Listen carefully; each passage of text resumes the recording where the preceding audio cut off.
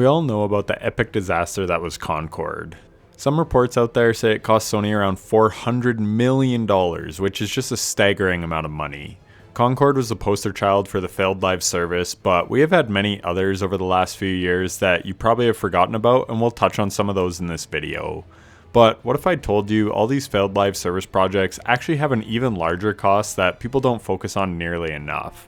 Sure, it's easy to make catchy thumbnails or headlines talking about losing hundreds of millions of dollars, but the true cost runs much deeper than that, and it isn't talked about as much. And that is opportunity cost. Opportunity cost is a very interesting thing in all aspects of life, but in the gaming industry, it is becoming an ever-growing concern for studios. As gaming budgets balloon and gaming timelines grow at exponential rates, this cost is now a heavier burden than ever.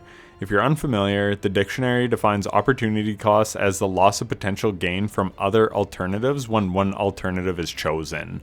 The example they give is idle cash balance represents an opportunity cost in terms of lost interest.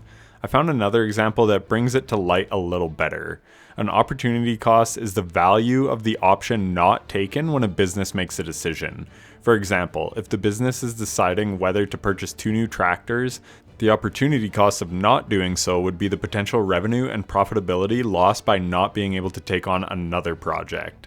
That last bit is the key, not being able to take on another project, and herein lies the true cost of live service games in the modern gaming industry. It sucks when a live service game fails.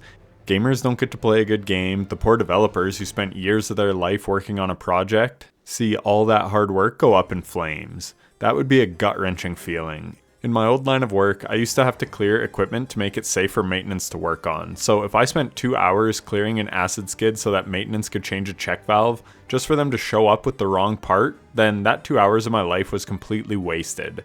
In fact, I'd have been further ahead if I did nothing at all, because now I have to unlock the system and put it back in service, which also takes time. Where if I hadn't touched it at all, the system would still be ready to go.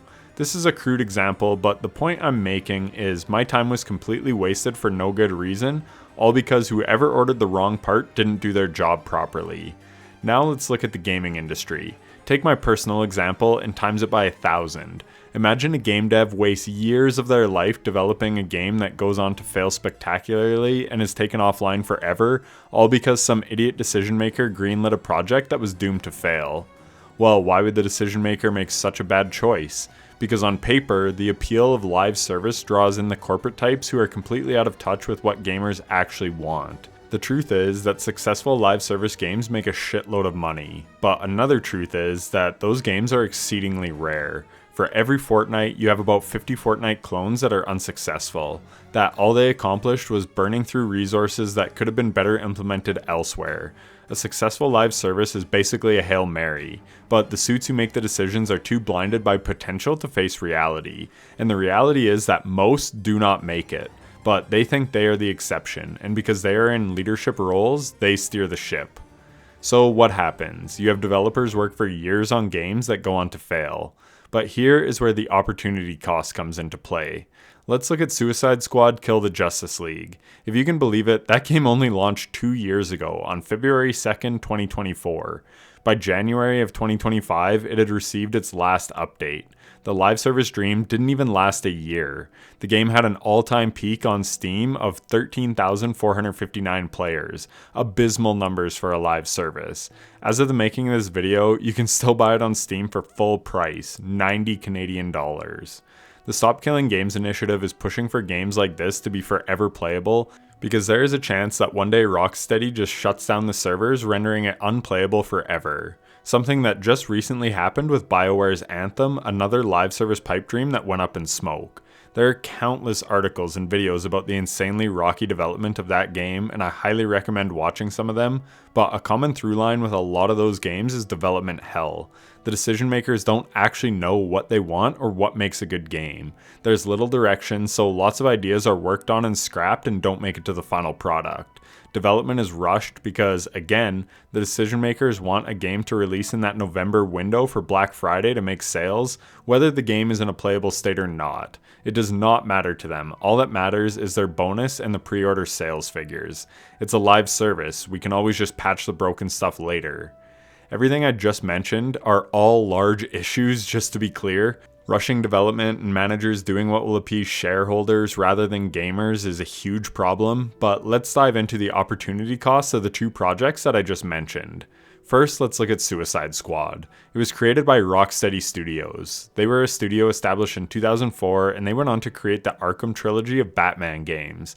They obtained the rights to produce Batman games in spring of 2007, and by August of 2009, they released Batman Arkham Asylum, a game that went on to critical success. I've played the Batman trilogy and they're extremely fun games. The combat and gadgets feel great and the storylines are quite good as well. They're just really solid video games.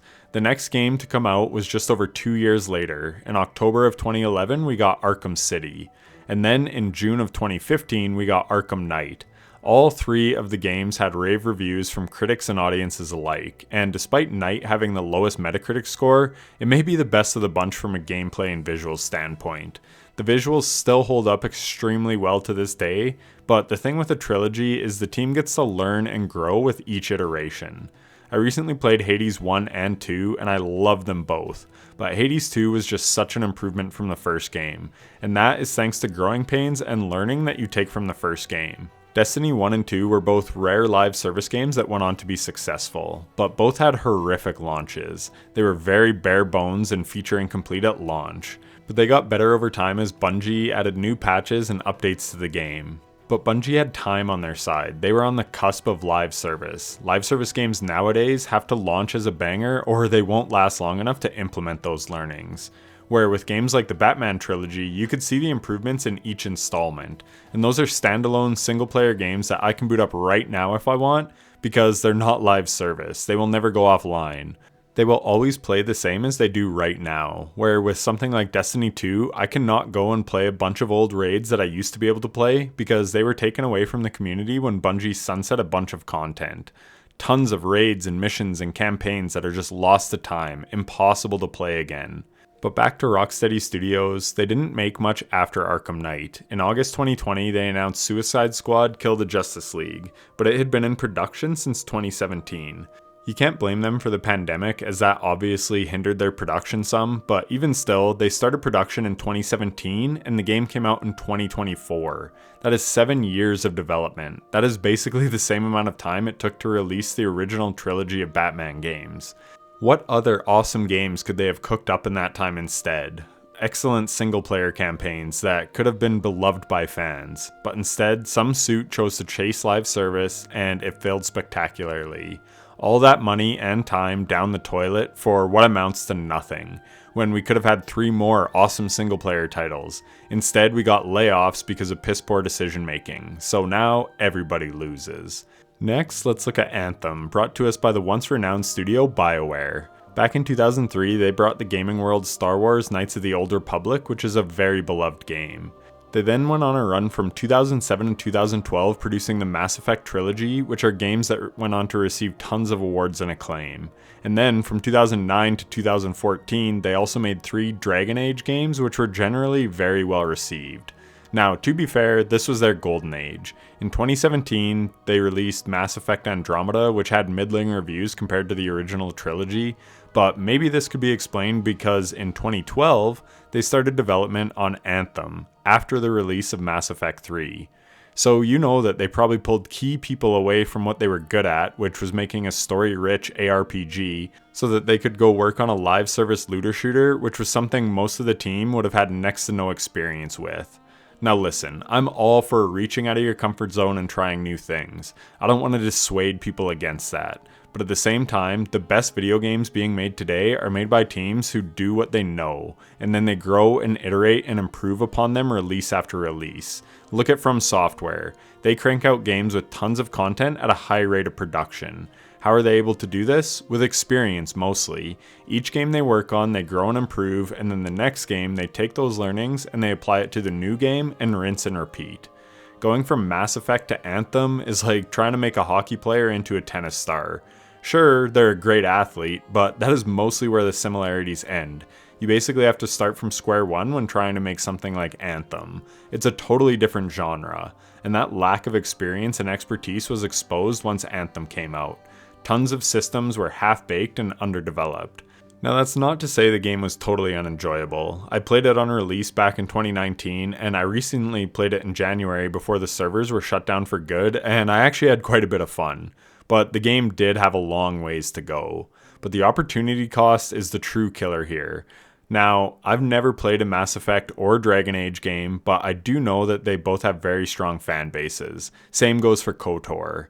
Imagine what gamers missed out on thanks to the pursuit of live service. Sadly, we'll never know. For years, people have been begging for a Titanfall 3. Titanfall 2 grew to become a cult classic, and people wanted an updated iteration. Well, Respawn went on to make Apex Legends, which is a very fun and successful game in its own right. It released in 2019, and it's still going strong in 2026, so most of the focus from the studio is probably on that. So you're likely not going to be getting a Titanfall 3 anytime soon. Wildlight Entertainment is a studio formed from a lot of ex-Respawn devs, so they may have the skill set to make a Titanfall 3, but they just released a game called Highguard instead. Now, controversial opinion here, but I actually quite like Highguard. But the problem is, many people do not. It remains to be seen how this story will end, but one thing we know is that by developing Highguard, all their time and attention went to that, when maybe it could have gone to a Titanfall 3 instead. Would it have been as beloved as Titanfall 2, or would it have crashed and burned? That's anybody's guess, but we will likely never know. I singled out just a couple studios in their push for chasing an uber successful live service game, but this problem runs deep. Sony is one of the biggest culprits. They have recently cancelled 8 of 12 live service projects. How much time and money and resources went into those projects just for them to never see the light of day? The amount of man hours is truly staggering, all with nothing to show for it. Naughty Dog is one of the studios who had a Last of Us live service game cancelled. Now, I'm not a huge fan of those games, but before The Last of Us, they made a little franchise called Uncharted, and those games are huge hits. I'm not saying they need to pump out 5 more Uncharted games, but maybe a new franchise in a similar vein to Uncharted. Give people a brand new single-player action-adventure trilogy that can become much renowned over the next decade. Sony also just announced Horizon Hunter's Gathering, a live service game in the Horizon universe. If you're unfamiliar, Horizon Zero Dawn came out in 2017 and Horizon Forbidden West came out in 2022. Fans of the franchise have been clamoring for news about a third installment to the series, but in Sony's quest for making a dozen live service games, it looks like Hunter's Gathering won out. Again, we don't know how things will play out with this new game, but as for fans of the franchise getting to complete the trilogy, that likely won't be until the 2030s. I gave just a few examples here, but there are many more, and with each announcement from a once great single-player studio that is now working on a live service game, I can't help but wonder what could have been.